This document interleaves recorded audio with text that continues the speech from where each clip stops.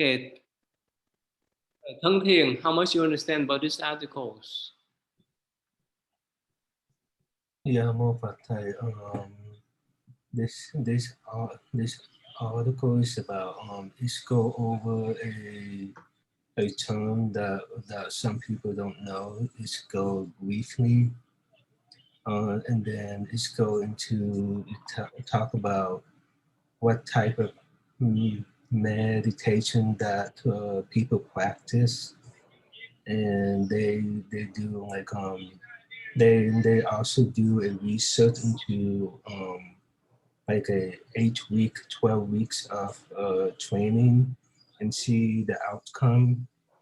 And they found out the outcome was good, that people have a good mental health. And there are some health that they were talking about, like reduction in stress, anxiety, and and and other kinds. Yeah, and that's how I understand. Dr. Michael, you understand much about this? Yes, especially I found the first part of the article especially helpful because it gave me some definitions very clearly and in very short terms, so that I could begin to understand some of the terminology that I had been questioning before, some of the distinctions. When it gets into the medical language later in the essay, it's a little bit rougher going for me because I'm not familiar. You know, every profession has its language, and I'm not as familiar with medical language.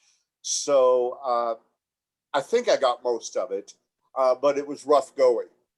Yeah, I wish William would be here. He's an expert in those medical terms. Yeah, right.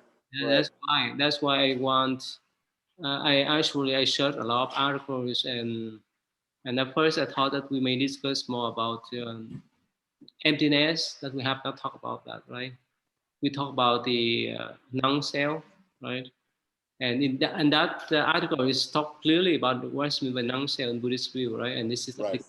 application in psychology. So let's review this one. Let's review the articles as we okay here. And I think this article is so wonderful. If you have time, please read carefully, because you can see how now they eventually apply the Buddhist principle in psychology, in psychotherapies, to help people to deal with all kinds of sickness.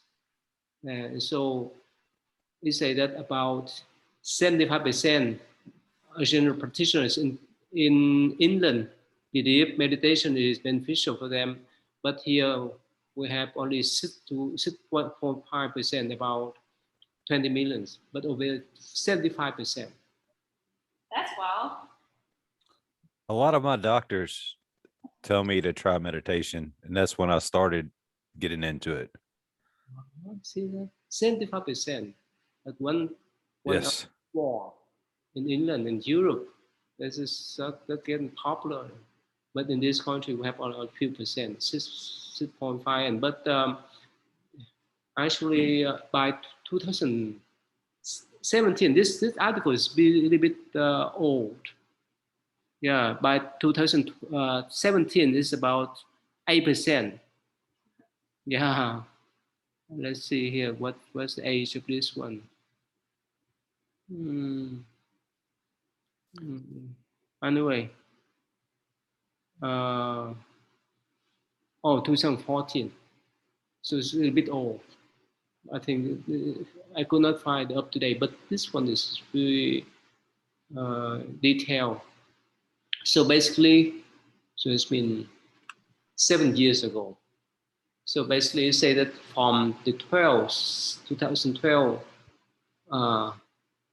it's about 500 scientific papers concerning mindfulness were published, which is 50 papers in 2002. This increased year by years. And so basically these authors mentioned that somehow most of the time people would hear that Buddhist mindfulness practice and meditation could be helpful to treat the patient. But in these articles, the authors emphasize that not only the Buddhist meditation, but also the Buddhist principle of loving kindness, compassion, impermanence, suffering, and so forth could be applicable uh, in those treatments. So that's why it did talk about the title of this is the emerging role of Buddhism in clinical psychology. So It's not it's not just psychology, it's all doctors, all specialists are recommending yes, meditation. yeah, and is it mm, okay? So let's see here, and this they mentioned here the authors mentioned that due to some reason that this type of Buddhist principle could be applicable in the West, especially in political psychology, due to the interest rate of migration, international migration, especially the global connection nowadays, and so forth. And we can pass this, but let's go to okay. Mm, yeah, let's go to different area. So here, the authors summarize the Buddhist mm, fundamental principle that could be applied to that type of clinical psychology. And he just reviewed about the definition of Theravada, Mahayana, Vajrayana. You heard about that, right? So for Therapists, yes, they focus on the original work, on the original teaching of the Buddha. And in Mahayana traditions, it emphasizes on compassionate activities and the non-dual or empty nature of phenomena. So it's be confused, right? It be confusion when we talk about non-dual, uh, empty nature, or what we call emptiness. That's why at first I hesitate that I pick up an article to talk about emptiness, but I want to see how much you understand before I wow that article so that we can discuss next time. Mm. And and in the Vajrayana is focused on the born with the spiritual guys or guru and so forth. Um, so, but no matter what, all tradition follow the underlying teaching of Buddha, wisdom, meditation, and ethical awareness. So these are the three core principles of every traditions uh, in Buddhism. And now here he's talking about wisdom, right? So there's a lot of articles talk about wisdom. So Jay, how much you understand about the the basic wisdom in all Buddhist tradition? Just what I went over in these articles right here. Yeah, what about? What is the wisdom? Buddhist wisdom is about? Well, the deluded being in the now, not thinking about the future or the past, thinking about the present. Um, there's no I. Um, there's one more. What was it? Hmm. I want to think there was one more in that category, wasn't there? A Hmm. little bit further down the page. I can't think of what it was though. Okay. after diluted. Okay. This is another one. Is Oh, maybe not. yeah, But, non-self. non-self. It's cover everything. When Well, I think these are like going more in depth into what these first couple are showing, right? Mhm. Mm. So, I'm curious. Before you study something about Buddhism, what do you think about Buddhist wisdom? Well, in Buddhist view, what's meant by wisdom in Buddhist view? Is it different from the common term of wisdom in psychology or out there? I think it's a little different because in Western view, wisdom usually means that you experienced particular things in life and you learn not to repeat negative patterns. But with Buddhism, wisdom seems to indicate that you're aware of a universal presence and not of the self, non-self. Okay. You understand what's wisdom in Buddhist view? So this reminds me of the question that you all ask sometimes, what's the difference between a wise person and a smart person? So I think before I came here, I thought wisdom was just being smart. And so when it comes to wisdom, I think the difference between wisdom and smart is a wise person won't react to a situation, whereas a smart person will react. So if you're in a situation where somebody's arguing with you or you're in a negative situation, rather than a wise person, rather than reacting, they'll just sit back and take it. They can sit with the feelings. They can sit with the information that's coming at them and not respond to it, but just take it in. Yeah. And Stephen, you understand? You understand the notion of wisdom in Buddhism? To the best of my knowledge and how I am understanding and interpreting is basically the term wisdom in Buddhist, I believe, is being able to live happily and not. Yeah, sorry. Okay, that's okay. What I was saying was that basically I believe that wisdom to me is basically being able to live not necessarily kind of like happily and not to suffer, to avoid suffering.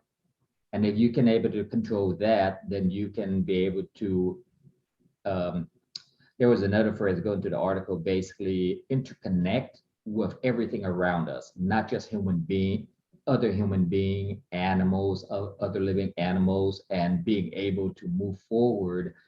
And basically the point of this is just to avoid suffering. And that's my interpretation of Buddhist wisdom. And it was, of course, it goes more into detail, of course, but that's just in a general sense of how I am understanding it.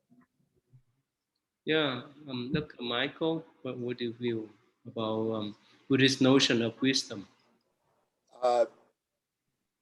There was one part of the notion of Buddhist wisdom that struck me as a little different from the way I traditionally understood wisdom.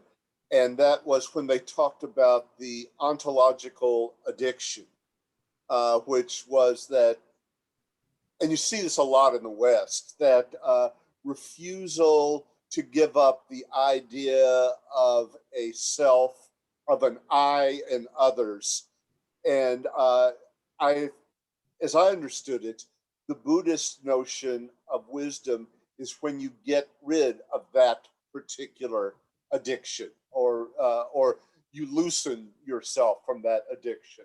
And I thought that was interesting because wisdom in the West, and wisdom as I understood the term growing up, was a kind of intelligence that came from experience. And that was basically it. It was kind of general. But this was really specific and really neat. Yeah. Yeah, thank you. That's what the authors mentioned here.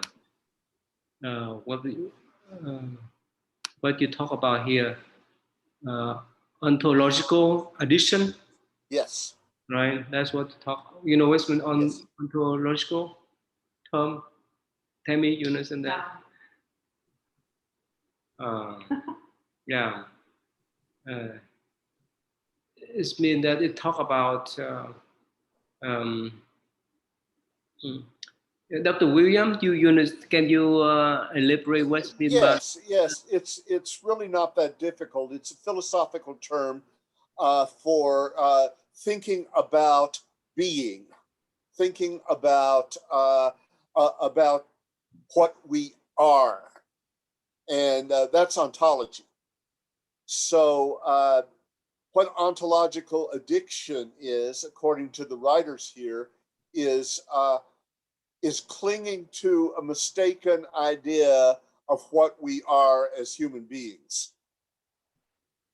That there really isn't a self, an I, and once we get rid of that particular notion, we are free of ontological addiction. But ontological is relating to being. So would that include like your political views, like I'm a Republican or I'm a Democrat or I'm a U of L fan or I'm a Indiana fan? Is that included in that? Yeah, anything that relates to the I attachment. think it could. Yeah, I think it could be included in that. Anything by which you define yourself. That's mean. You see that relate to the branch of metaphysics, dealing with the nature of beings, the relation between the concept and the categories, the subject of error. So beings. So anything that relate to ourselves. Anyway, so that's what the authors mentioned about. That's we have addition to attach, especially in the West, right? Me, I, the self. And in Buddhist view, that's a problem. Because as once we attach to ourselves, things come, suffering come. Because let's say, if you cannot get promotion, to be first rate. I cannot get the job I want to, I'll be first rate. That's the notion of the self. Mm-hmm. So just like your job, I'm an accountant or I'm a doctor or I'm a whatever. I put it this way, let's say,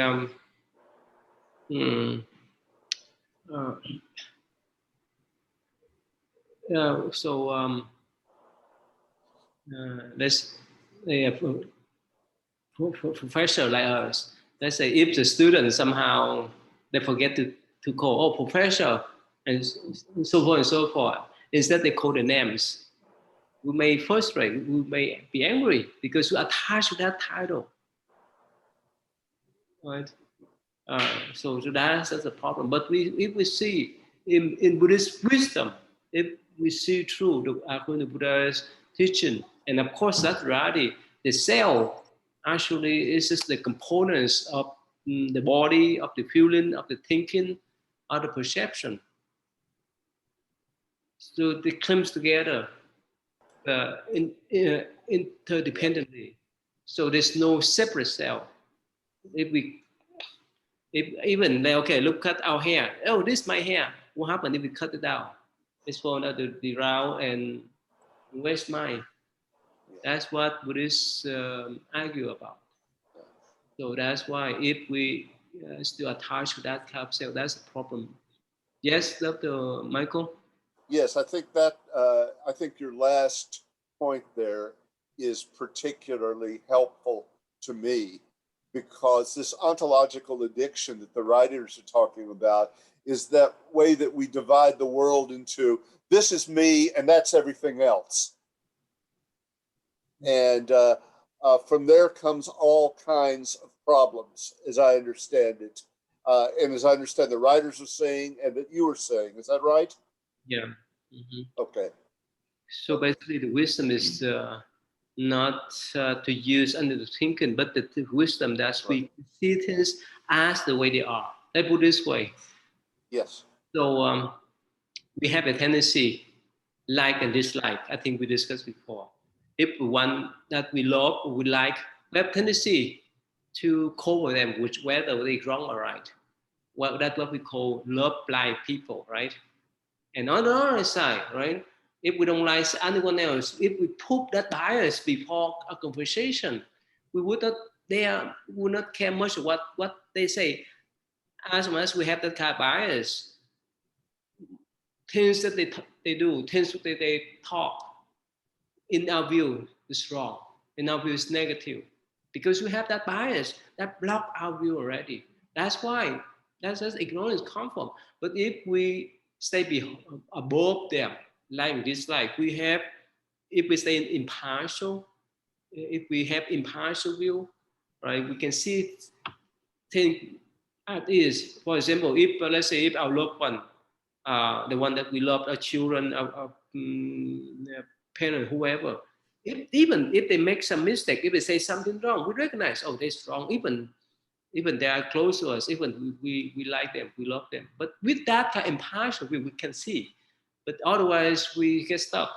Oh, whichever thing you say is so wonderful. Even they say something wrong, then even they make some mistake. And on the other hand, we may not pay attention much about the one that we don't want to hear, because in our notion, our bias, right? That's what we call the ignorance. At cover the reality. Sometimes they want to express themselves in the proper way. They want to help us, but we ignore them. We block them out with that kind of bias. That's wisdom. So that's why later on, that's why it's a talk about delusion here too. That's why it lack of the awareness of the present moment. So let's say if someone made mistake in the past, right? So somehow we have the pressure toward them. So now, whichever they do, we think, oh, he's wrong, or she's wrong. That means we don't see the reality in this present moment. We just refer back to the past. No matter what they try to do. That's a problem with many people when they get out of jail. It's not easy for them to be accepted into the society. That's why this is a circle. Or people in small communities, people that live in small communities, because there's that bias of, oh, remember when he was a kid, whatever they did as a kid, like they never let go. So they can never grow and develop as a person. They stay in that community because they're already pre-labeled. And even, I think it's happened to many of us if we don't let go of that thought. Even when we have the children, when they're young, when they little, they stay with us. And let's say if they make some mistake or whichever, but when the parent, let's say in the 60s or 70s, but their children is about 30 or 40, and they still see them as a children. My parents are, and my siblings too. They just laugh at everything I say. And I'm like, I don't know. It's like they're stuck. Yeah, that prejudice, that's the bias there. So they just see you as a little girl when you were 5 or 6 years old. Yeah. Not 30, not 40, not 50, no. And it doesn't matter what you do, what you accomplish, they're still like, you're a little girl. Yeah. Does that happen? Right, Chris? Oh yeah. My sister's stuck in that phase. And how old is she? She is 61. Yeah. But she sees me as 14, 15. Okay. Yeah. So how you view your student then? Let's say how long have you been teaching? About 21 years. 20 years. So let's say the first year that you taught, right? The first group of students, now they're 40, right? In the 40s. So what happened when you see them again? Well, they think that I'm the same way that the last time they saw me, and I think the same way of them. That's the point. Yeah. How about Dr. Michael? What do you think? You've been teaching for more than 30 years, right? Yes, I have. So when, yeah, Yes, I think sometimes it's difficult not to talk to the students the way you did when they were 18 or so, and now they're almost 50 years old, and you still have that image in your mind of somebody in the front row of your class sitting there taking notes. And so much has changed. So much has changed in you, and so much has changed in them. yeah, it's happened to almost everyone.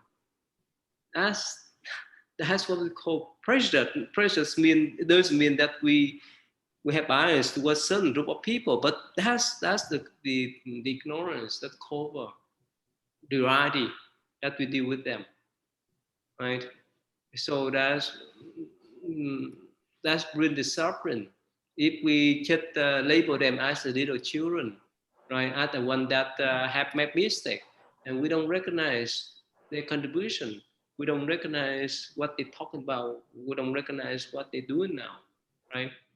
So we get stuck with the past. We don't live with the present moment. Yeah. Maybe because we don't accept impermanence. That's the point. We think the past is similar as present. Whichever thing we did in the past is still the same. Right? I think it's happened. It's happened to most of us, and I have not encountered any articles that talk about that. I probably may write about that later on. That's very interesting. Yeah. How about Jay? Is you encountered kind of problems before? Jay? The only problem I have with it is my youngest child. I see him as a baby. He's starting to get a little bit older. I still, my youngest, I see him as a baby. I see my oldest as being a little bit older, but I'm not sure if I'll ever get over seeing my youngest as not being my little baby. I know my mother has that same issue with my younger brother, and he's almost 20 years old. She thinks he's 6. Um, that's what I see. I see everyone else's points are really eye-opening, and what you're talking about, people getting released from prison or somebody that did something back in school, and you have that preconceived notion of what they are now or who they are now. I also see that article as your mindfulness, like if you're preoccupied with the past or preoccupied with something that may happen in the future, Yes. it leads to problems now. Leads to, it can lead to stress or anxiety or worry or all kinds of different things if you're preoccupied with what happened in the past or what may happen in the future. About Stephen, you have one little girl, right? One or two? One, sir. So you still see her as a little girl all the time, so you are changing. I see her as she's growing up, but just the fact of her being able to, I don't know, I'm guessing, I'm correlating to, as you know, how each individual, as we grow up, you're always thinking, oh, I didn't do that kind of stuff when I was younger. And you always expect, as you're teaching your kid, that they're going to learn at the same rate and everything. So that's the only thing that I need to get out of, because everyone is good, it's going to grow up differently. I'm not looking her as I'm seeing her as if she's a 6-year-old girl. I know she's growing because she's almost getting as tall as me. But I just need to get my mindset away of thinking that everyone, grow up at the same rate while everyone is different. So, but that's the only thing that I have difficulty in controlling.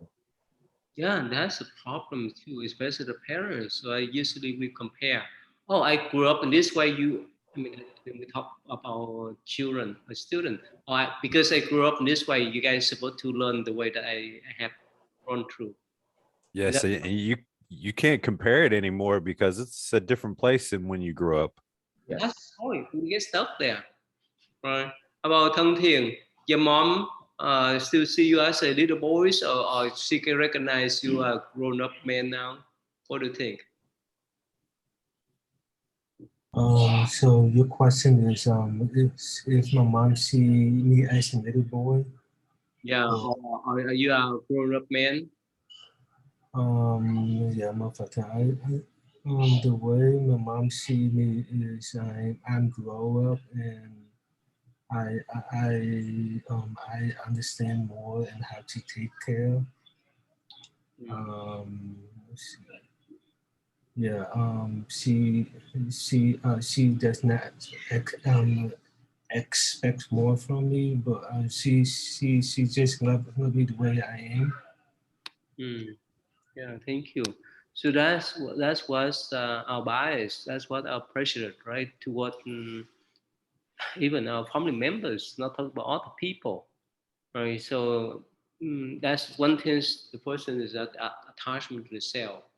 Uh, that bring the problems. Another thing is that we see other people, they are the same in the past, right? And and the other thing is that we have this type of logical addition of, again, that we are separate from others. That's the problem. That's why we do things for ourselves, not for others. We don't recognize the interconnection or interdependence with each other. That's why we separate ourselves. Okay, if you follow me, you're my friends. If you don't follow me, you're my enemies. And most of the time, we want to push out. We want uh, uh, to reject our enemies, and we have tendency to attach to our friends. That's why we stay we fall into the trap of duality, friends and foe, friends and enemies all the times, and especially in the news, right? That's what politicians about.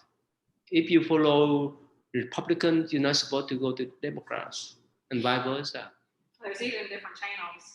One news, I don't know the difference, but one news station's for one side, one news Fox and CNN. There's a difference depending on which way you go. Yeah, no, that's the problem. That's what the Buddha says, ignorance. That we couldn't see things in the whole spectrum when we stuck with when we take side, right? When that side, this side, that side. Yeah, that's what the delusion is about. Um, and uh, okay. And they say, especially this is non-self. It's clear now, right? It's clear to understand by non-self idea in Buddhism, right? That's when we have that type of understanding, that's the wisdom. If we feel so stuck, we get stuck without, I mean, that is the self, the ego, that ignorance in there. Because again, when we label ourselves as a independent and entirety, most of the time we do things for ourselves. We don't care much about others. That's why you say capitalism, right? The one who what do you call the big fish swallow is the smaller one. So they just want to do the business successfully, and they may not care much about the employees. They may not care much about an environment. And we talked about last time that it's just interconnected with each other. Whichever thing we do that affect to our employees and the customer. Sometimes I get the complaint about uh, because in our Vietnamese communities, many of them run the nail salon shop, and some of them they are employees of those shop, and they say that if they work for the owners of that shop, if that owners are understandable, let's just be less stress for them. Otherwise, it's a lot of stress because most of the time the owners or the boss care for the customer. They don't care much about the employees. And what? They don't recognize the contribution of the employees, right? With the employees, how could you serve the customer, the clients? Of course, the client come and give you the profit, it when it generates income, but But the owners would not have much wisdom to recognize that if they don't care much about employees, how could you run business with the employees? If you don't care much about employees, if you give them hard time and mistreat them, so how could they sit with you to serve your clients, to get the income from your clients?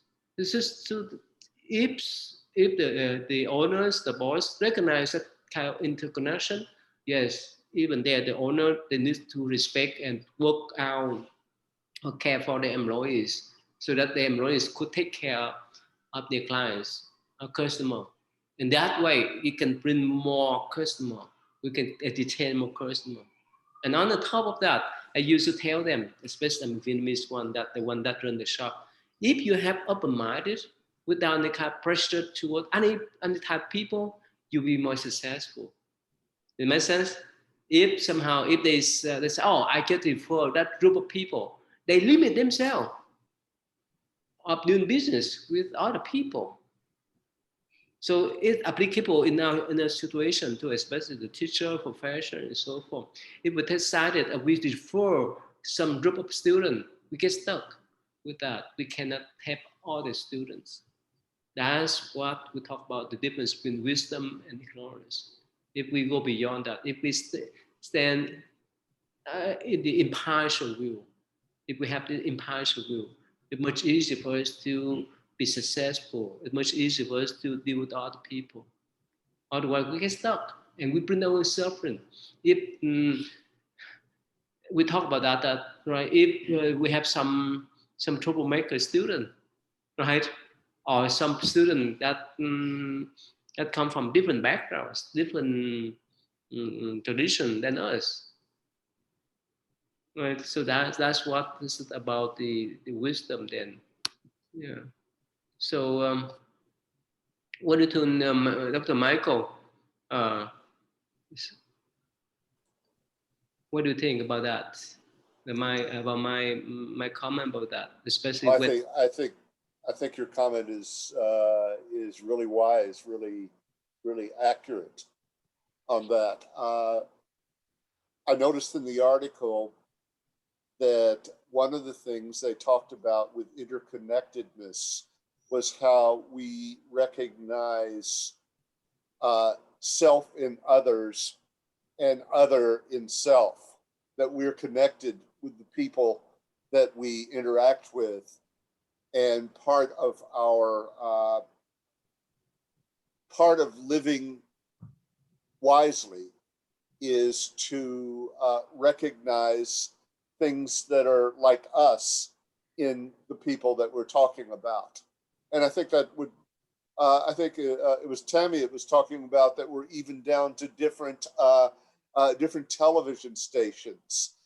And, I can turn the channel and be on a channel where they seem to be presenting a totally different world than the one I'm familiar with.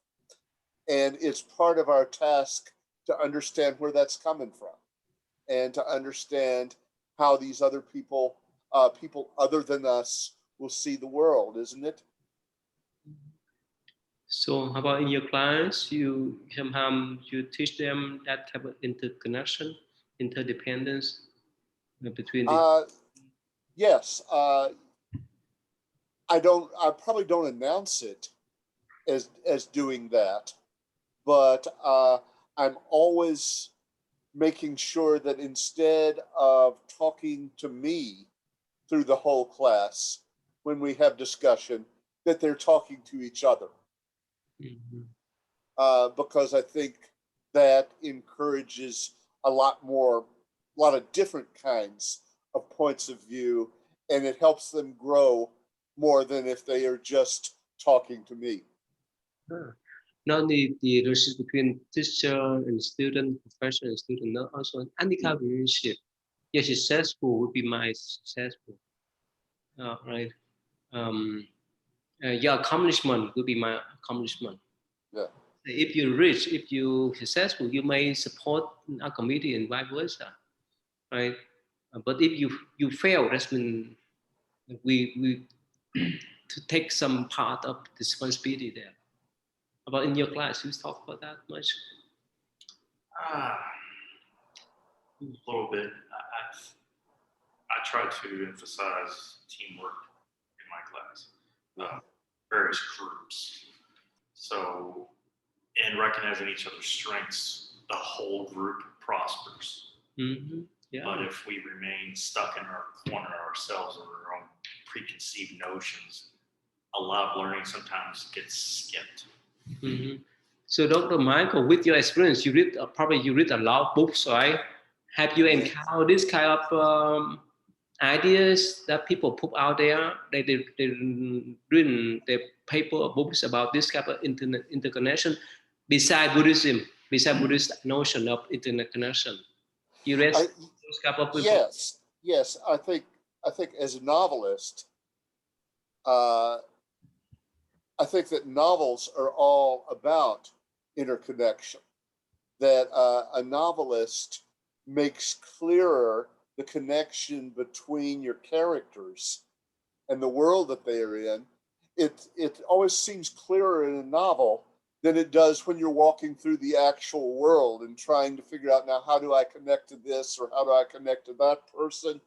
I think that in a novel, those connections are drawn more clearly, are drawn more in more design. And I try to teach students to see connections in the novels, in the fiction that they read. I think that when they see those connections in themselves as well.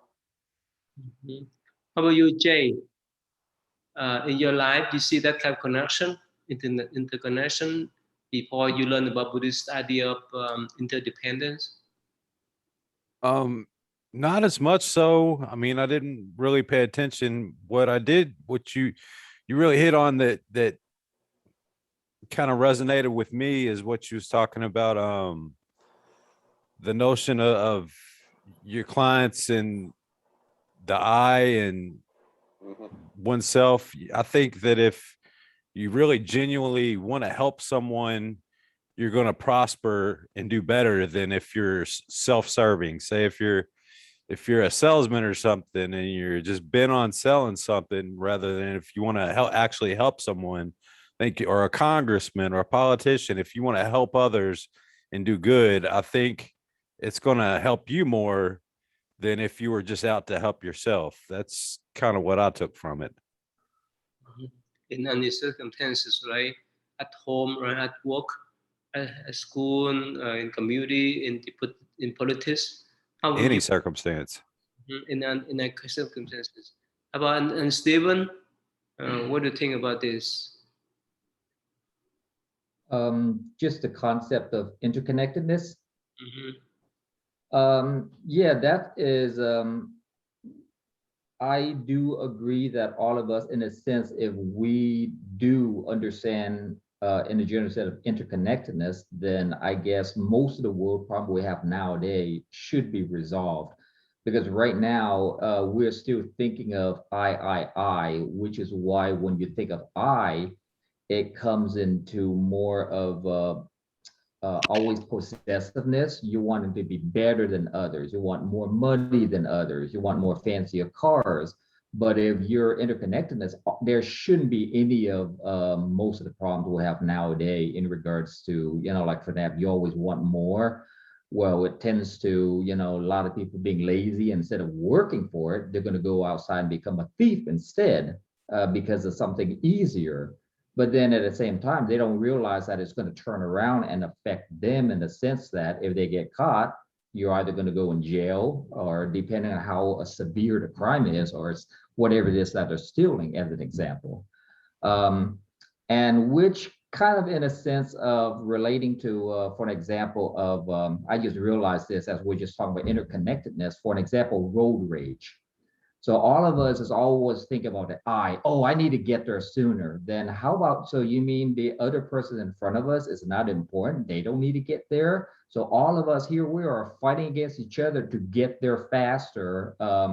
And when you're into traffic, especially when there's road construction, like I see every day, there's this, it's 2 lanes and all of a sudden you're merging to 1 lane. and everyone should beat each other. But at the same time, you're causing that even worse because everyone's going to have to slow down and slam on your brake, which causes traffic to go slower than if all of us were just to think about it and let everyone go in slowly, and then traffic will resume actually faster than if everyone's trying to beat each other at the line and go in there, because I see it every day. And it's like traffic could have been, even through construction, it could have been so much better if we just think ahead of time and all of us just somehow just work together instead of just thinking, I need to get there, I need to get there.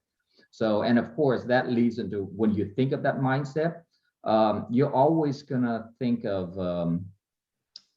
it turns into anger in a sense. And then that, of course, tends to be road rage. And of course, all the chaos, of course, nowadays happening. So, but I know that has nothing to do, but in a sense, I believe that's in a sense, it's interconnectedness among all of us. So in this case, in that part of traffic, not just a community, but.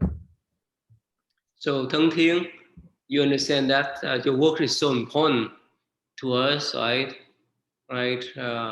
Is you recognize that kind of interdependent, interconnected with each other, right? Even in your families, right? With your family members and within our Buddhist communities, and also in the large scale of the society too, right? Right, Thăng Thiên, you recognize us? Yeah, more of a type. I think it's better instead of thinking of ourselves. I think we should work together with our family members with a great kind of loving kindness, compassion. We help each other, and so instead of resentment or anger, we should think about others. We should work with each other to bring happiness and harmony to the family members. So we had to work together with each other, like to do the housework, to do dishes, and to buy food and do the cooking. So we help each other. So that's the way that we build connection with each other. Mm-hmm. So in any circumstances, if we rate the situation that win-win, right? Win-win situation, whether it's in relationship, husband, wife, friends, the owners and the employees, or the owners and the clients and the customer, the teacher, the professor, and the student. Yeah, as long as we put down, put aside that I and work together with other people. That really our own successfulness, accomplishment. But if we put ourselves the I in front of ourselves, that's a problem. That's where the suffering comes from. So go back again, like Stephen and Michael had mentioned too. The wisdom in Buddhist view is quite different from the Western views of wisdom. It's based on the notion of suffering and happiness. That's all. To come down to that bottom line. If we see things, if we do things that bring the benefit for ourselves and others, that's happiness. If we do things and see things in some way that bring the suffering, that's where the difference between ignorance and wisdom.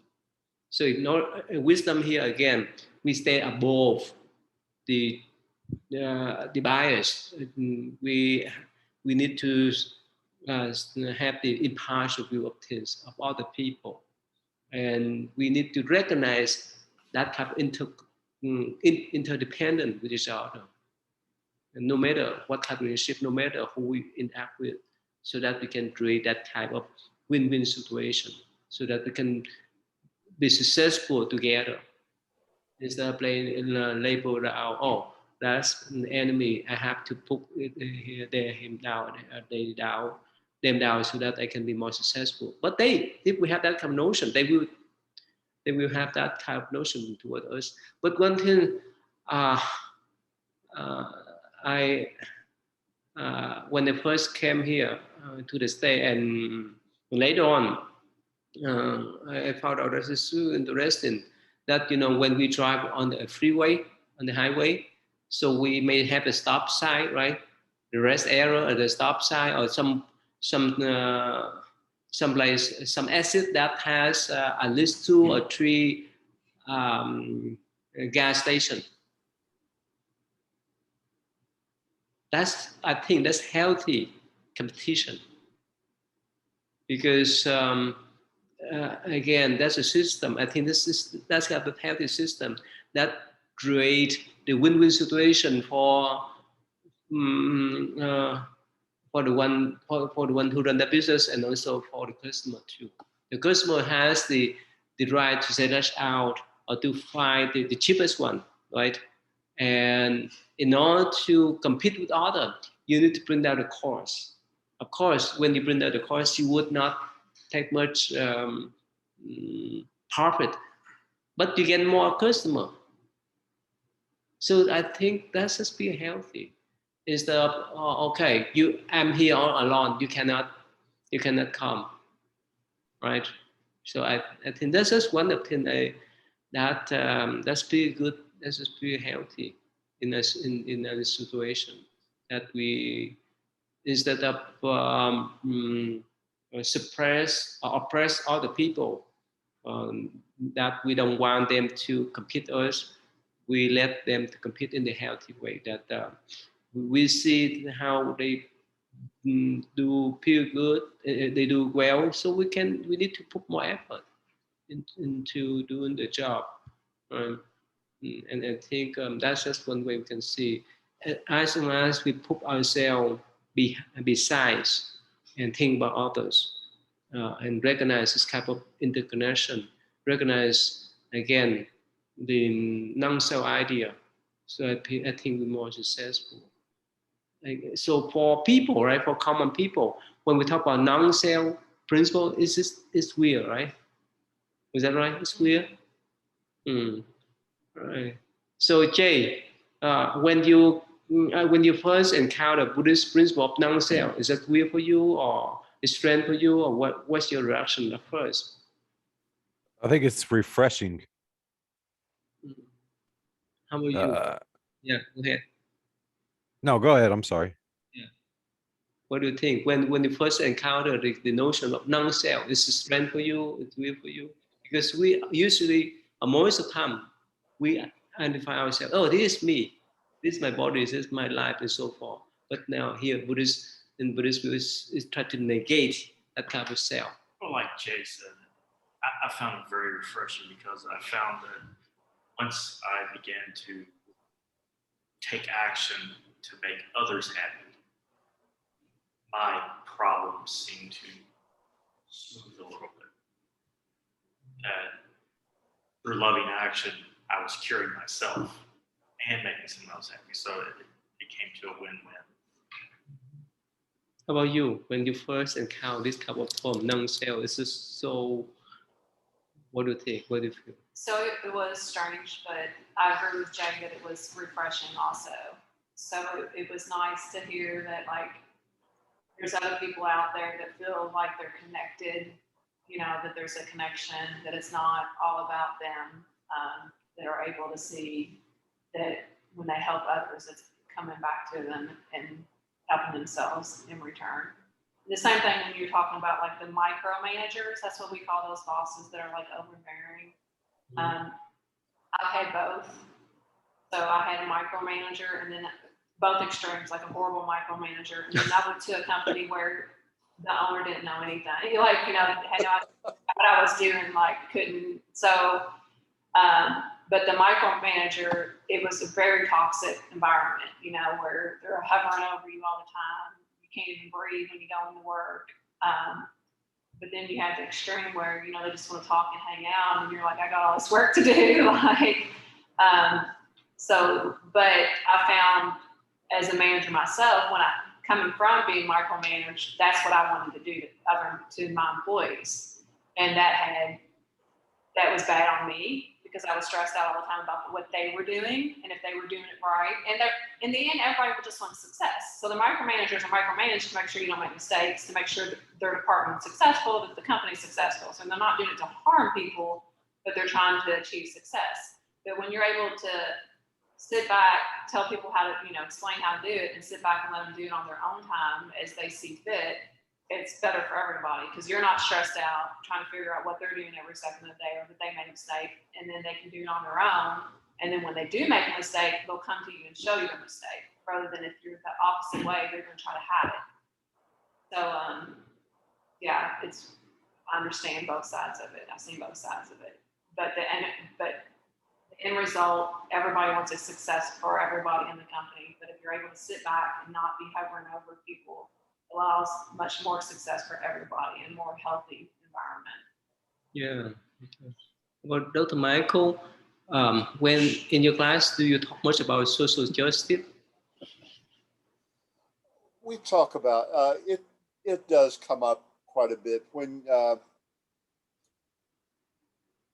you're teaching a particular subject like I do. When you're teaching, literature or art, it comes up as one of a number of issues. It's not the focus of what we talk about. But I just wanted to say that when I heard Jay and Tammy talking about that particular question, that it made me smile, because they've kind of articulated a lot of things that I was just thinking. It's hard for me sometimes to remember that it's not all about me. And so I struggle with that a lot. And to read something like the article that we read today, and to read about and learn about no self is, to use Jay's word, very refreshing. And it's kind of liberating too. Mm-hmm. Yeah, one of the reasons why I mentioned about social justice, like last year we have a lot of riot, right? They burned down and destroy the business, and they don't know. They would not recognize us. Oh, when they burn down those kind of business, smash down window or doors about the people, we will affect to them in one way or another. Of course, that's crimes. Whichever people did for the capital too. So because they have the notion of me, I, that's separate from others. But if we understand that, if I want to work together, I want to be successful, if we create that type of win-win situation, we take care of other people, like you said, right? The more we take care of other people, the smoother things we can do. Because when we help others, they're happy. And in return, they will help us. But if we go on all around, I will need to take care of myself first, and I may not care about others. Again, if we stay in that type of we call selfish, right? And that's the problem there. That's something. When we have that type of that's the reason why we have that type of conflicts and head-on problems. Then It's so funny because it's such a simple concept. My little girl, she just turned 3, and she's been running around the past couple of weeks saying, "I want to be happy, not sad. I want to be happy, not sad." It's like the 3-year-old's explaining it. And she got on me the other day. She did something. She had an accident or something. I was cleaning up and I was getting on her. I was telling her, and she goes, "Mama, you shouldn't talk like that. You're not going to have any friends. They're going to run away from you." It's just so simple to know, that if you're nice and polite to people, then they're going to want to be around you. You're going to create happiness for them. But if you're mean and nasty, then you're going to create sadness for them, and they're going to run away from you. Very basic.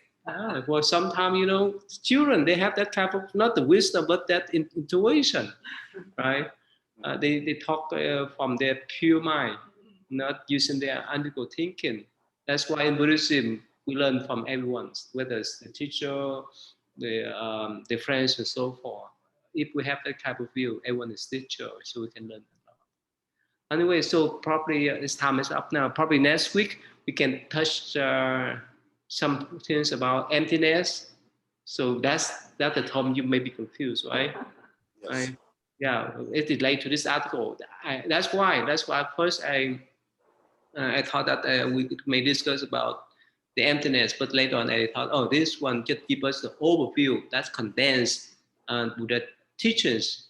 Of course, all the teaching too, but some of those basic fundamental teaching of Buddha is there that the author mentioned, and they can be applicable in the clinical psychology.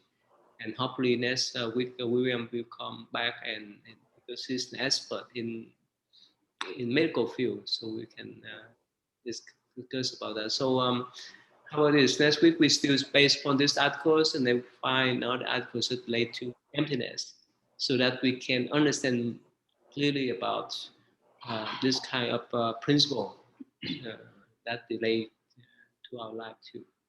Okay. All right. So thank you. All right. Thank you. So thank you. So see you then. So see you on next Friday. And thanks for your participation. Thank you. Thank you. Thank you for your time. Thank you. Thank you for your knowledge. Goodbye, everyone. Bye. Bye, Doc.